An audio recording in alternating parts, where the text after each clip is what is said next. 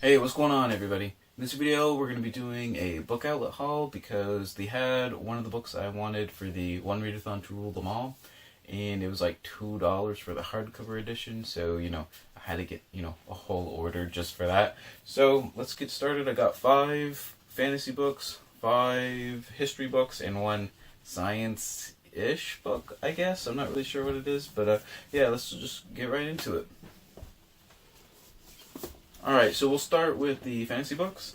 I got Will Panzo's The Burning Isle. I have no idea, but it looks like a fantasy-based Roman Empire era or Roman Republic era fantasy book with Roman characters. There's like Scipio and Cassius. I don't know if those are just names that he's using or if they're actually like if it's like a historical fiction. But it looked like a fantasy book, so yeah, I definitely picked it up. Never read a Roman fantasy before, so we're gonna definitely check this one out. Alright, for the book that I wanted, or for the book that I got for the One Readathon to Rule Them All, I got the Shadow Throne by Django Wexler. This is the second book in the Shadow Campaigns series. I read The Thousand Names and I really enjoyed it, so I picked this one up for like $1.70 or $1.80 or something for the hardcover edition, which I thought was a super excellent steal. So yeah, pretty much because of this book, I had to get all the others just to get free shipping and all that. So yeah, I'm definitely glad I did the whole order just for this. I did finish it for the readathon. I just haven't filmed this video till like the middle of the month for whatever reason. Didn't like it quite as much as the first one. Largely because of the pacing and that takes place in this book was a lot slower, I think, and the first one was just spread out really evenly throughout the whole book. But yeah, I'm gonna have a full video review coming up soon. I'm really enjoying Flintlock Fantasy, and that's why I also picked up Cold Iron when I saw it. It's by Stina Lake, and it's the first book in the Malarum Gates series. I have no idea about it, but the guy is holding like a wheel-lock pistol and has a saber, so it looked pretty cool. Definitely Flintlock Fantasy, and it's a good size, and just I thought it looked really cool with the snow and everything. So yeah, that's why I picked this one up, and we'll hopefully get to it at some point. I've heard good things about Stephen Donaldson and his Thomas Covenant series, and this is the King's Justice, which is 2 short stories, or 2 novellas, I guess, in one book.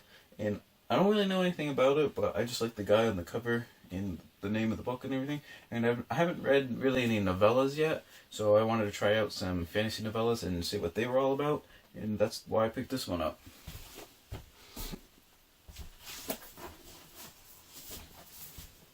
And for the last fantasy book I got The Wall of Storms by Ken Liu, and this is the second book in the Dandelion Dynasty. I finished the first one, A Grace of Kings, for the One Readathon to Rule Them All, and I really enjoyed it. It was probably I think it was my favorite book out of the 8 I read. But I was just a knucklehead and got the paperback edition for whatever reason, even though they had both editions. Because I have the first one hardcover, and now it's just gonna like bug me because I'm gonna have a hardcover next to a soft cover. But I don't know, does that bother you guys? It's probably gonna bother me, but yeah, I'm really excited to start reading this one. I enjoyed the first one a lot. Like I said, it was my favorite out of the 8 fantasy books I read for that readathon, and I'm definitely can't wait to start this one at some point in the future. Now, for the one science-ish book I got Heat by Bill Streever, and the subtitle is Adventures in the World's Fiery Places. And I picked it up because reading the reviews on the back, it says a funny and factual blend of science, history, and adventure. So it sounded like a cool sort of jumble of genres, which I usually enjoy reading about. And he has another book called Cold. So yeah, it's definitely an interesting concept. I don't know if it's just a book about, I don't know, different cultures doing things with heat and fire, or places that are hot and fiery. I don't know. So yeah, I'm definitely interested in checking what this one's all about. Alright, so now let's go on to the history-based books. I got Pagans by James O'Donnell, and the subtitle is The End of Traditional Religion and the Rise of Christianity. This is a heavily studied topic in late antiquity and the classical era, and I just thought I should definitely read up on it. I've never read any books specifically on just religion during the first couple centuries CE. So yeah, I just decided to pick that one up. Lately, I've been reading a lot of books on the fall of the Roman Republic. I finished the assassination of Julius Caesar and a book on Cicero. I just finished The Poison King, a book about Mithridates, which is about the same time period as well. And I picked up a book on Cato. So yeah, this hasn't really been intentional. It's just something that's just been happening. So I also picked up a biography of Julius Caesar by Philip Freeman. It's had really good reviews. And Philip Freeman is an author I've been trying to read for a while, and I just haven't got to it. He also, I think, has biographies of Alexander the Great as well. And it's got pretty good ratings. So yeah, I just figure, why not see what it's all about. So I picked up Julius Caesar. For our World War I book, I picked up Verdun, The Lost History of the Most Important Battle of World War I by John Mosier.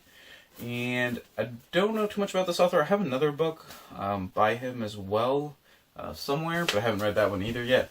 But what was interesting was when I looked into this book, he seems to have like some sort of counter argument as to the importance of Verdun.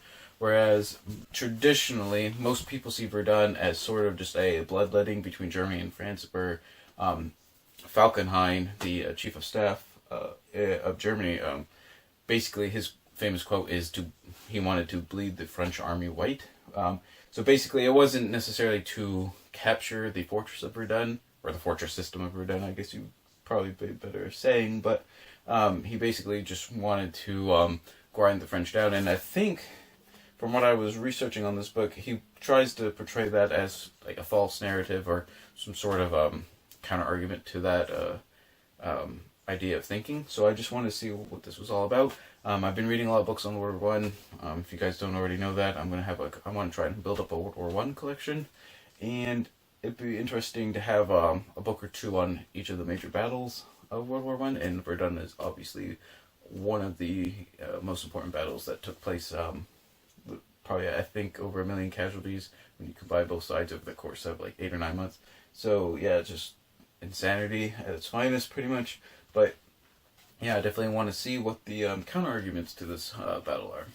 I don't have any books of Joan of Arc, and actually, I don't really know too much about her. I just have like just sort of the basic sketch of her life and activities.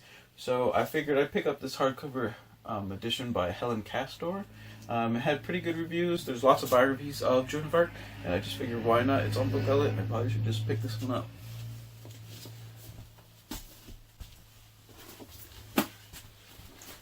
And lastly, this one's also kind of a sciencey book. This is like a science, philosophy, and history book mixed together, and it's called The Lagoon by Armand Leroy.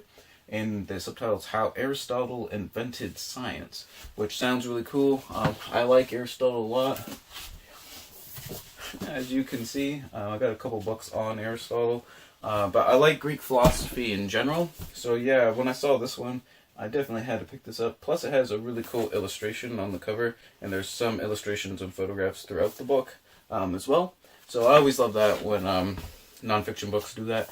So yeah, I'm really excited to start reading this one. Don't know when I'll get to it, but when I get on like a philosophy binge, I'll probably start with this one. So there you have it, guys. Those are the 11 books I got from Book Outlet at the beginning of this month. Just like I said, now getting to actually filming the video for it. But yeah, I felt I had a pretty good balance of history and fantasy, nonfiction, fiction, that sort of thing. So yeah, just tell me what you guys think about the books. If you've read any of them, or if they look interesting to you, just tell me what you think in the comments below. And always remember, read victoriously.